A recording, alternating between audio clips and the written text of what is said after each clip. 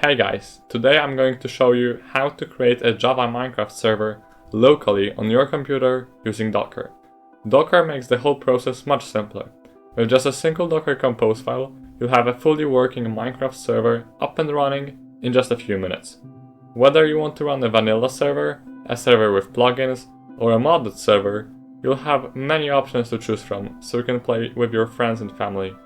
If you've never heard of Docker before, don't worry. It's simply a way of running applications inside isolated environments called containers. Containers are lightweight, fast, and separated from the rest of your system, which makes them a great way to run many different types of applications. In this tutorial, we'll be using a pre-built Docker image for Minecraft called itzg/Minecraft server.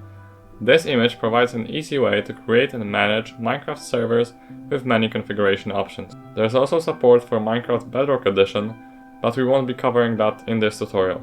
If you'd like to see how to set up a Bedrock Minecraft server using Docker, let me know in the comments, and I might make a separate video about it.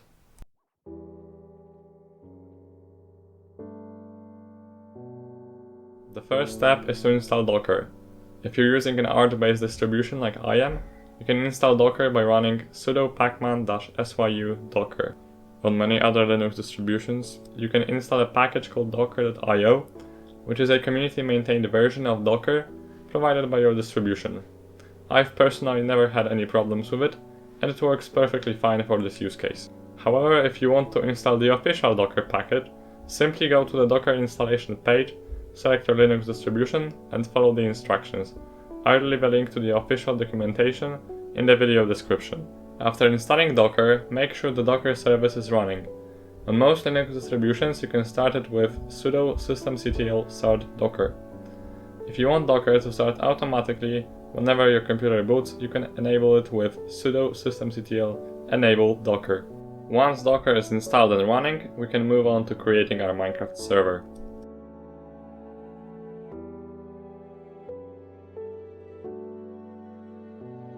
First, create a new directory where we will store our Minecraft server files. I'm going to name mine Minecraft. Then navigate into that directory using cd Minecraft. Next, we need to create our Docker compose configuration file. I'll call mine compose.yaml. This is the recommended name for Docker Compose projects, but you can also use other supported names like compose.yml or docker-compose.yml. I'm going to use nano to create and edit this file, but feel free to use any text editor you prefer. When working with YAML files, indentation is extremely important. YAML uses spaces for indentation, not tabs, so make sure you keep the formatting exactly as shown.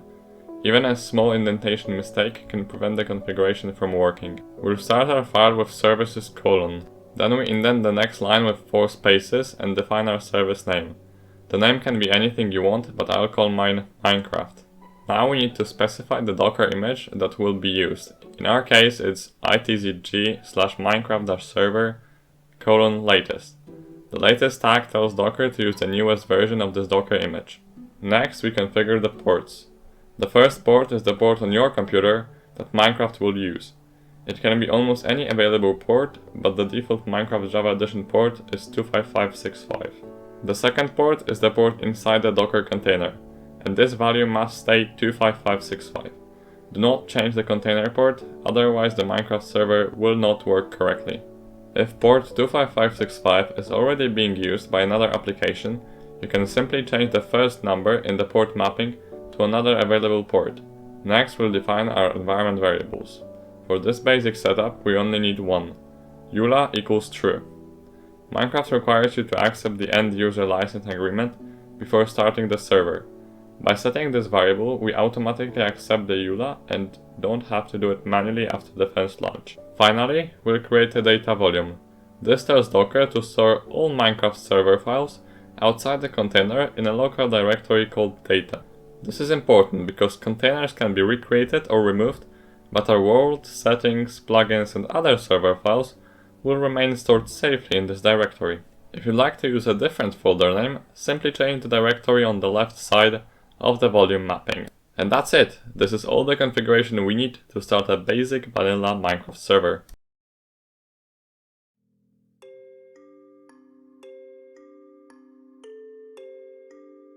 The last thing left to do is start our Minecraft server. To do that, run sudo docker compose up-d. Make sure you're running this command from the directory that contains your compose.yaml file. The -d flag means detached mode. It starts the container in the background so your terminal won't be filled with continuous server logs. After a few seconds, the Minecraft server should be up and running, so let's test it. By default, this Docker image downloads the latest stable release of Minecraft, so make sure you select the same version in your Minecraft launcher. At the time of recording this video, that version is Minecraft 26.2. To connect to the server, open Minecraft, go to multiplayer, add a new server, and enter localhost as the server address. If everything was configured correctly, you should now be able to join your newly created Minecraft server. If something goes wrong, you can check the server logs using sudo docker compose logs. The logs usually contain useful information that can help you identify the problem.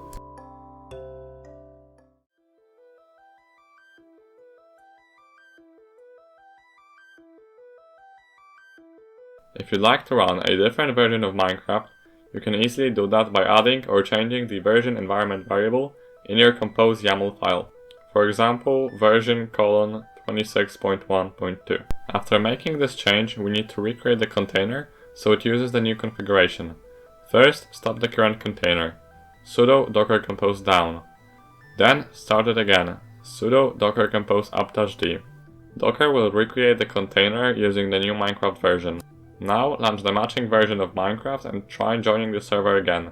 If everything went correctly, you should now have your server running on the version you selected.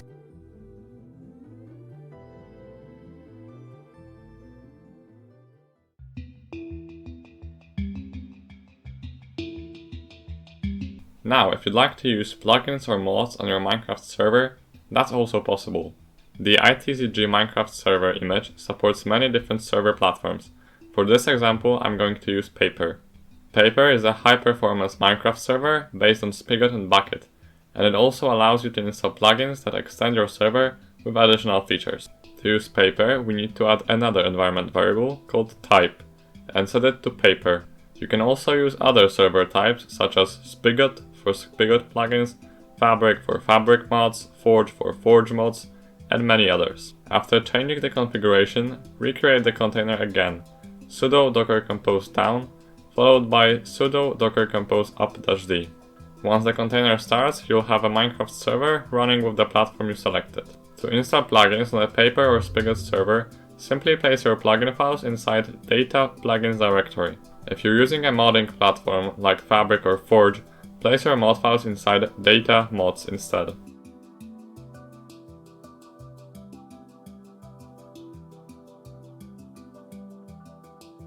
You might notice that your Minecraft world looks exactly the same even after recreating the container. That's because your Minecraft server files are stored outside the container in the data directory. Recreating the container does not delete your world, settings, plugins, or other server files. This is one of the main advantages of using Docker volumes. If you'd like to generate a completely new world, simply delete the world directory inside your server's data folder. After that, recreate the container, sudo docker compose down,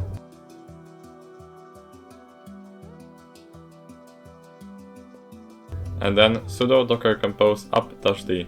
When the server starts again, Minecraft will automatically generate a fresh new world.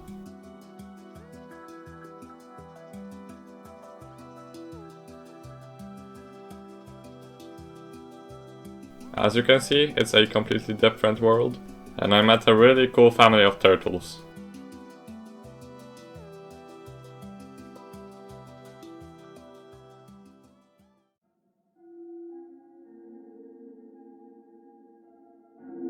One more useful feature is automatically starting your server when your computer boots. Right now, if you shut down your computer, the server will stop and it won't automatically start again. To change this, add restart unless-stopped to your server's configuration in compose YAML. This tells Docker to automatically restart the container whenever the Docker service starts, unless you have manually stopped the container yourself. Keep in mind that this only works if Docker itself starts automatically when your system boots. At this point, we've only scratched the surface of what this Docker image can do. It supports a huge number of configuration options, and covering all of them would make this video much longer than intended. If you'd like to explore everything that's available, I highly recommend checking out the official documentation for the itzg Minecraft server image. I'll leave a link to it in the video description, where you'll find all the supported options, examples, and advanced configuration. Also, if you're interested in learning how a Docker image like this is built from scratch, let me know in the comments. If enough people are interested, I would be happy to make a follow-up video where we create our own Minecraft server Docker image step by step. I hope you enjoyed this video, and I will see you in the next one.